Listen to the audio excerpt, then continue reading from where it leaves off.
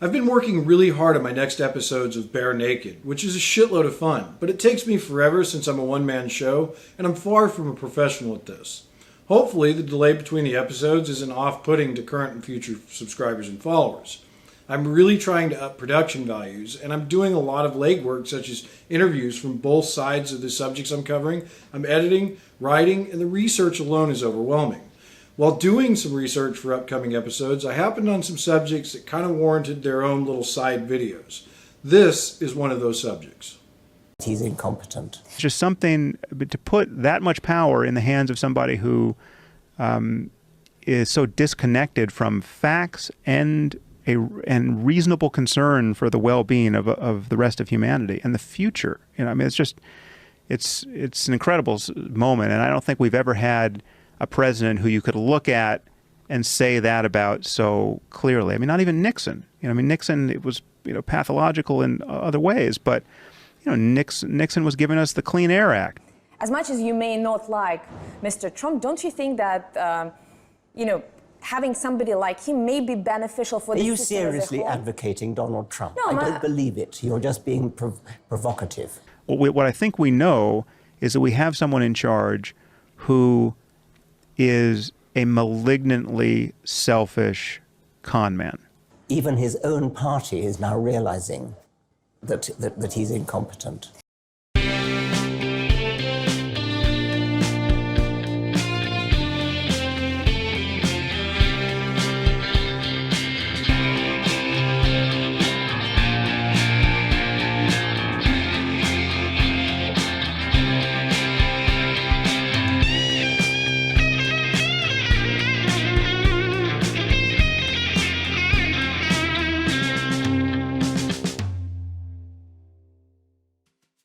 Prominent thinkers like Sam Harris and Richard Dawkins have shown a level of disdain for our 45th president to such a degree they appear fanatical. Speaking from self-created elitist echo chambers, they've become what they spent a large portion of their careers fighting: zealots. They've been blinded by their faith of their own ideology and are incapable of focusing on the totality of circumstances that led to the election of Donald Trump. Fueled by hate and under the mistaken assumption that anyone outside of their alt-left circle actually gives a shit about their opinion, they've gone out of their way to make appearances on shows and use social media to criticize even the most innocuous actions of President Trump.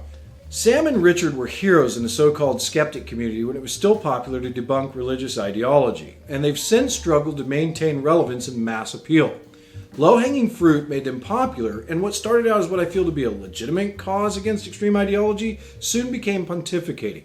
Great numbers of their audience became bored watching them beat the proverbial dead horse.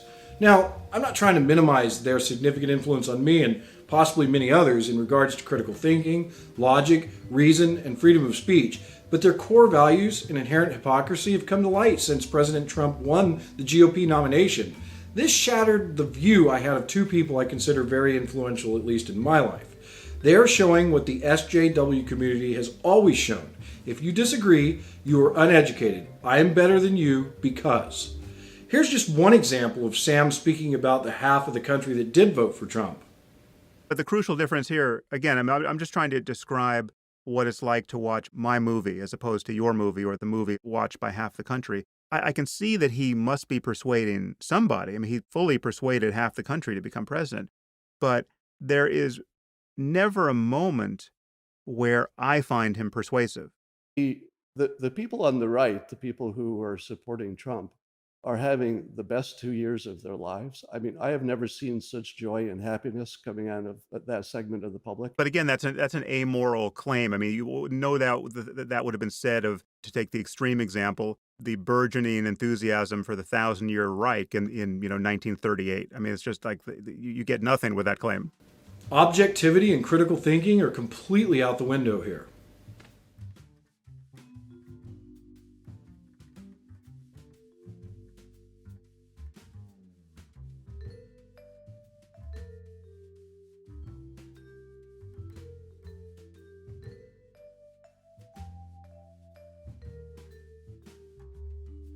I'm no fanboy of Trump. On a number of occasions, I've even stated that my political ideology is based in part on classical liberalism.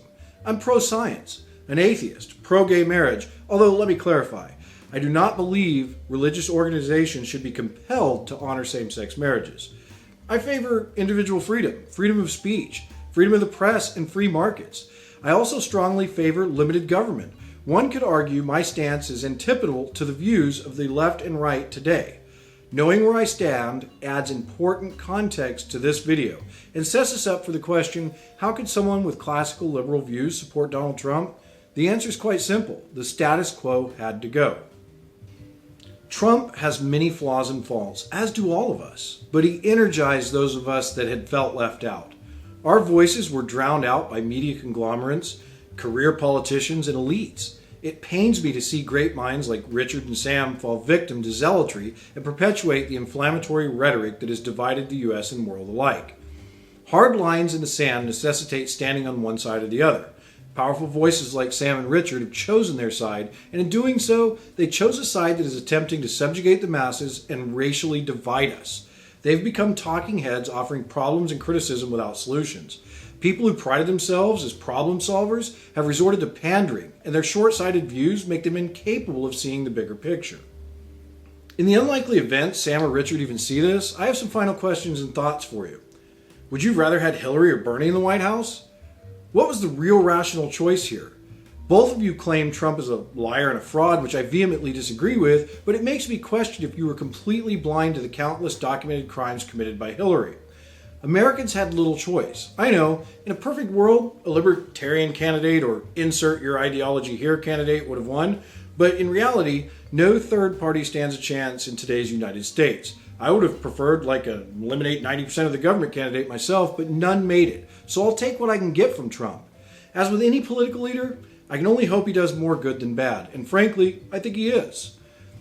It would be nice to see people like you quit fucking whining. And let's critically address some real issues and be a part of the solution. Especially you, Sam. You're an American, and you should want for a healthy United States. Simply bitching about Trump and contributing to this divide in the country is not patriotic. Your voice, since you're a leftist, could help calm the leftist half of the country. You know, it could. Unless, of course, this keeps you relevant and it lines your pocketbooks.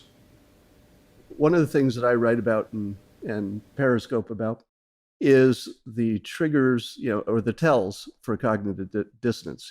How do you tell that you're in it versus somebody else is in it? Did I just give you one of my tells? Yeah, you did.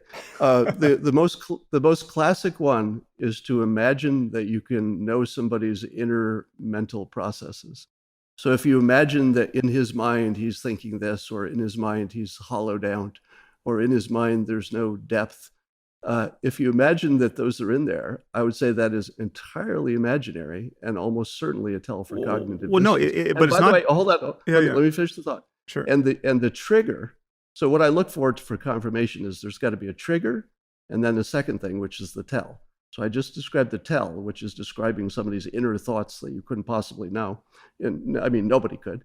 And the trigger, you also described very clearly. The trigger was there's something about his manner, the way he speaks, that bugs the fuck out of you. And that's your trigger.